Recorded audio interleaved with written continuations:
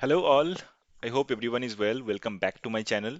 Today I am back with a very interesting SQL question. The problem has been taken from a Leetcode. So it's a Leetcode hard level problem. Let's see what the problem says, then we will try to solve it. So in this problem, we have been given basically two tables. One is product, another one is sales, and we'll have to generate this one. So what the problem says in the product table, we have two columns, product ID and product name. And in the sales table, basically we have four columns: product ID, period start, period end, and average daily sales. Okay, so now what we are trying to generate is, if you look at the product ID 2 in the sales table, we have a start date from 1st of December and is ending on 1st of January. If you look at the product ID 3, it starts from 1st of December to 31st of January. So if you look at the product ID 3, let's just take one example. So it will be applicable to all the other products. So if we look at the product ID 3, so between these two dates, right, we have 2 years, right? One is 2019, another is 2020. So if you look at for 2020, we have 31 days, basically 1/12 to 31st 12. And for 2020, it starts from 01/01 to 31/01. So how we need to generate it is basically product ID 3 2019, what is the total amount? This is an average daily sales, right? So the total amount will be like for 31 days in 2019, it should be 31 into 1, that is the 31, right? For January, in 2022 January, there are 31 days, so it should be 31 for 2020. It's basically how many days are there in between these two dates, or how many days are there in between two days. And if it is like, if we are like seeing that, okay, there are two different years involved, so we'll be reporting in two different years. Basically, it starts from 2019 and goes till 2020 January, right? So we have two different years or two different period, right? 2019, 2020. And total amount will be the days within that year and the days within the next year. So in 2019, we have 31 days for December, and 2020, we have 31 days in between. And we are just taking 31 into 1 is 31, and 31 for January, 31 days, so that we are reporting 31 days. 31, the amount will be 31. So it will be same like for 2 also. If you say it starts from 2018, goes till 2020, right? First. So if you see in 2020, there is only one day, right? So that's why it is 10. In 2019, the whole year is involved. So that is 365 into 10 is 3650. And 2018, there are 31 days, starts from 01 to December 31st. So that's why 2018 is 31 into 10 is 310 total amount. I hope this is clear. Okay, so you can read it out. So the same thing, whatever I have explained, it will be like this. It is written over here. So let's try to solve it. Okay, how we are going to solve it is basically, so we have these two, we have these two data sets, right, or the two tables. Now what are we going to do? We are trying to we'll be trying to generate the dates between these two, okay, between this period start and period end. But how? So what we are going to do is, we will take the minimum of period start and maximum of period end, and we will see how many dates are there in between. Okay, so for that, what we will be going to do is, let's say we will create two different you know two variables. So we are going to create two variables. So one is minimum of period start. So what I told is, I will just take the minimum of period start. Okay, so that's why, so minimum of period start date equals to select mean of period start from cells. Okay, so this is one variable. So what I have taken, we have taken the minimum of the period start, and the similar way we will use max of period end. Okay, so the name is max of period end. Okay, so this is period end. Okay, so what I have done is, basically we have created two variables. One is minimum of period start and maximum of period end, right? And we will try to generate the dates between these two. Okay, why we have done it, I will come to that point. So if I try to see what is the value, and let's say take this one also, if you run this too, so the minimum is 2018 1201. So if you say here the minimum is 2018 to 1201, right? And the maximum in the period end is 2022 200131, right? So we have created two different variables. Now we will, write a recursive query to generate the dates between these two. Okay, how we're going to do this is basically recursive date as, okay, sorry,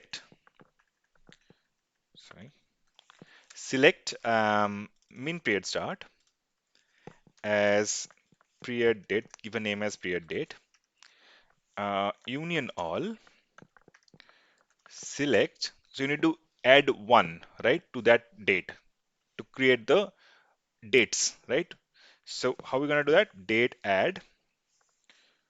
We are going to add a day to this date, right? Correct. So take this as period date from recursive date. And how long it has to go? It has to go till this date, right? So where period date less than select till this point, right? So use this. Okay. Now just see how the output is coming. So period date from recursive date. Okay. So if I run this together, we will be having an issue like the maximum recursion 100 has been exhausted. So it will basically, like, the default option is like it will be creating 100 records, but we have more than 100 records, right? So we'll have to use an option, max recursion option. So it is like option max recursion. Let's say give a default value like 10,000. Okay. So if I run this, so you can see all the dates have been created. This is not the entire thing, right? So for each and every product ID in the sales table, we will have to see how many dates are there in between, right? So for that reason, what you're going to do is just join sales as B on A dot period date. Just see what I'm writing. B to win, B to win, A dot, no, B dot period start and B dot period end, right?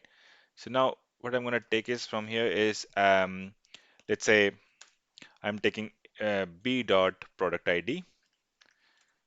Let's take, this is A, this is coming from A table, and take B dot average jelly cells.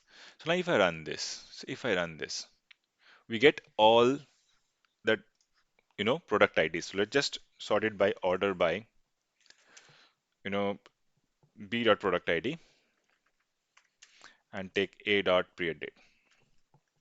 So you can see if I run this all together, you can see all product ID. If you say for 25th, right, this is coming from 25th. The period start is 25th and period end is 28th for the product ID 1. So you can see product ID 1 25th, it goes till 28th. For 2, it starts from 2012-01. For 2, it starts from 2012-01, goes till 2020-01-01. So if you go down,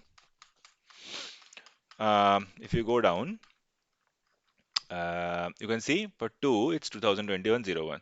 So we have got all the dates for each and every product ID, right?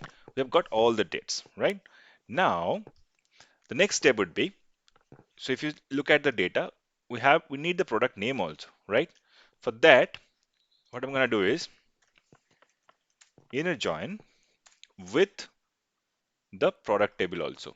Okay, so join with product table as C on A dot not in A, it's to be B. For B table, in the B table we have product ID. See, A table also, this table also we have a product ID. So we can join with product ID, right? Product ID equals to C dot product ID. What we need, if you look at there, we need the product name, right? So we can use C dot product name here. Okay. Now if I run this, so we get the product name, we get the period date, we get the average daily sales. Correct? Now, if you look at the output, we need the year, right? We don't need the dates. Correct? So what I can do here is instead of taking period date, we can take the year, right? Year of A dot period date and give it a name as year of period date. Okay, something like that, right? Year of period date. Okay, so year of period date. Okay, so if I run this together, so we get the year, right? Now this is pretty simple. Now you just need to group by with these three columns. See if you can group by and take the sum of it, we'll be having the data. That's it. So now what I'm gonna do is instead of taking this, so use sum of this one, right? Sum of this one as total amount and use a group by these three, right?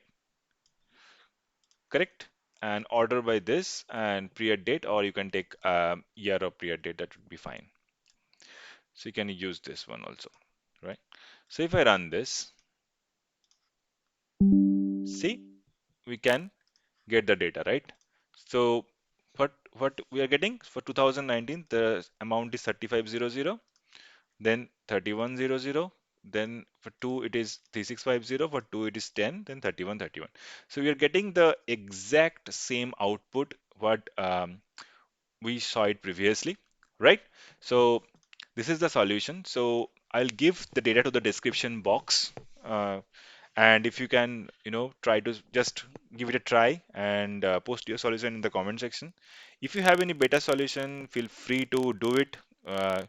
And I would say I would encourage everyone to give it a try. And don't forget to subscribe my channel if you want to see this kind of videos. Please support me. Follow me on LinkedIn, YouTube, everywhere. And thank you. Thank you very much. Till then, goodbye. Thanks.